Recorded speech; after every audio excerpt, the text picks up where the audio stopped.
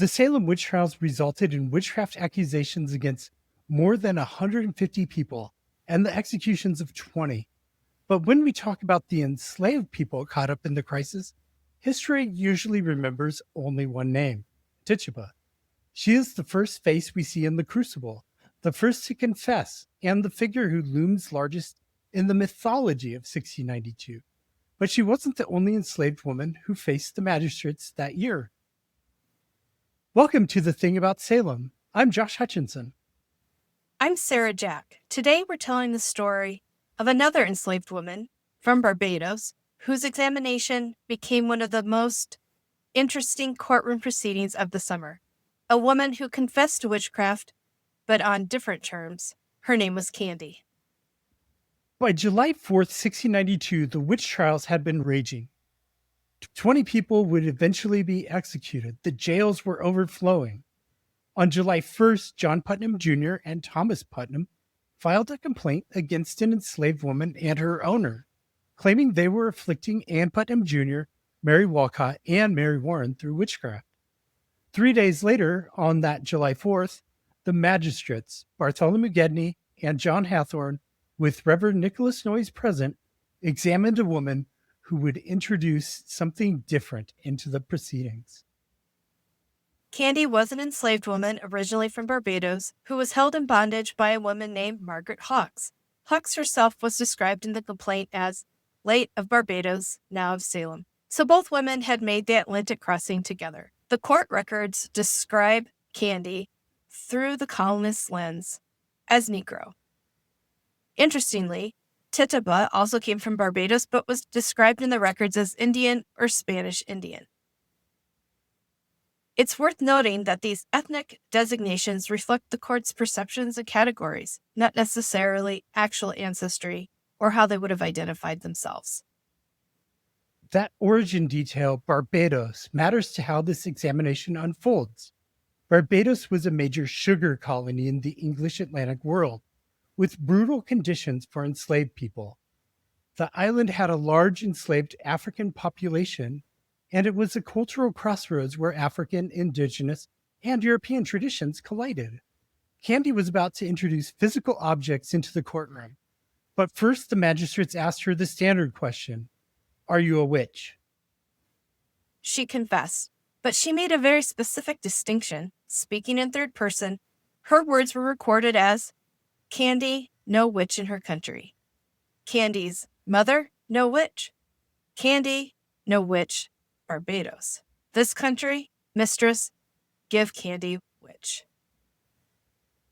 So what does that statement mean in the context of a Puritan worldview?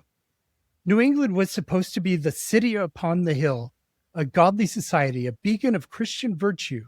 And here's an enslaved woman from Barbados testifying that this society, not her Barbadian home, was the corrupting influence. It's a direct indictment of the colony. She told them that their Massachusetts made her wicked. Candy was enslaved and she had no legal rights, and she was facing men who had the power to condemn her to death. Confessing was a strategy during the trials, but the content of her confession is significant. She didn't simply say, yes, I am a witch. She created a narrative that placed responsibility on the Puritan colony itself. When asked how her mistress made her a witch, Candy testified that her mistress brought a book, pen, and ink and made her write in it. The magistrates asked what she wrote. According to the record, she took a pen and ink and upon a book or paper made a mark. This detail connects her testimony to the common accusation pattern, the devil's book, where witches supposedly signed their names. But Candy placed the book in her mistress's hands, not the devil's. The magistrates then demanded proof. They wanted her to produce the instruments of her witchcraft. Candy offered them something tangible. The magistrates told her to go get them, so she left the courtroom and returned with her instruments. What did she bring back? Here's where our sources diverge slightly. The examination record transcribed by Governor Thomas Hutchinson mentions 2 clouts, pieces of cloth, one with 2 knots tied in it, the other with 1 knot.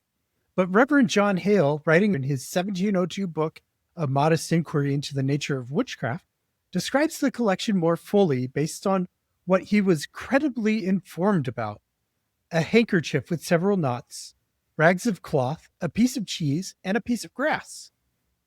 To the court, these objects were instruments of magic that needed to be tested. The magistrates conducted a folk magic experiment right there in the courtroom. According to the examination record attested by Magistrate John Hathorne, when Candy showed the knotted cloths, Mary Warren, Deliverance Hobbs, and Abigail Hobbs fell into violent fits.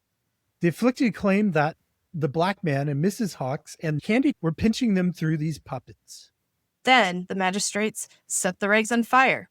As the fabric burned, these afflicted girls began to choke and gasp for air, acting as if they themselves were being burned or suffocated by the smoke. In the logic of spectral evidence, this validated the connection between the physical objects and spiritual affliction.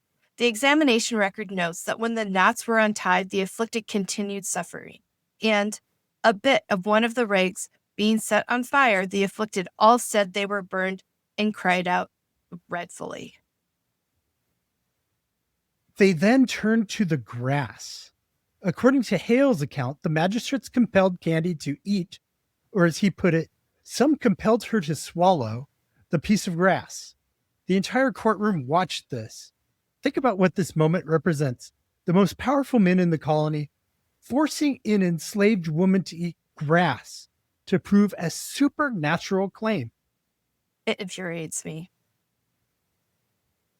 Candy later testified that after eating the grass, she felt a burning sensation in her stomach. Hale writes that she said she was burned in her flesh.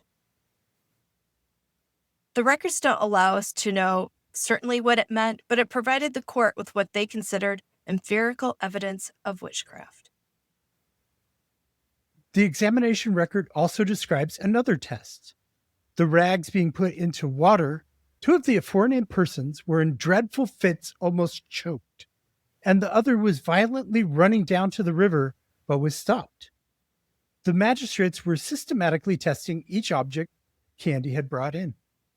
The court wanted evidence of magic. They wanted confirmation that Candy was a dangerous outsider. She provided mundane household items, a handkerchief, rags, cheese, grass, and identified them as instruments of power.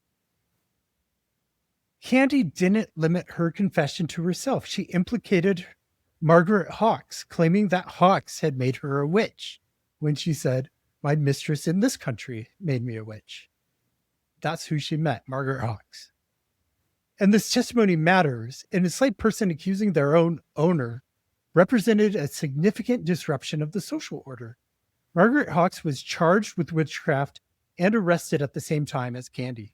Candy was indicted on 2 counts for afflicting Ann Putnam Jr. and for afflicting Mary Wilcott. She was imprisoned in the Salem jail. Those conditions were so severe.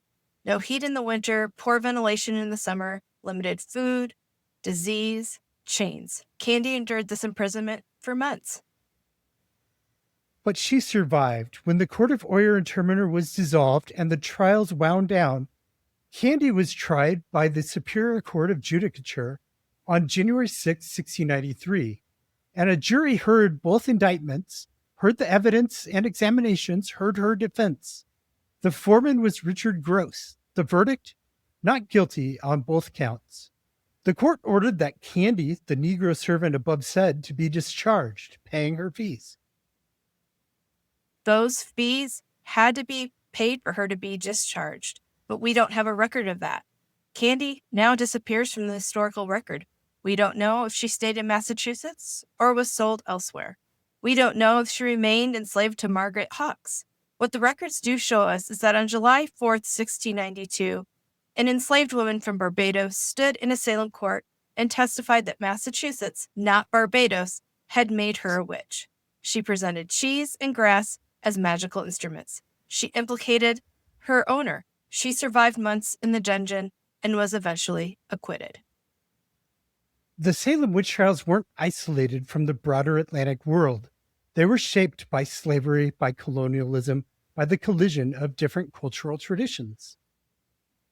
The documents regarding Candy's examination are available in records of the Salem witch hunt. The original examination transcript, the indictments, and the trial record all survive. Thank you for joining us on The Thing About Salem. Candy's testimony speaks across more than 3 centuries, reminding us that the accused were not passive victims. They were people making choices within impossible circumstances, using whatever resources they had available. Join us next week as we examine another story from 1692.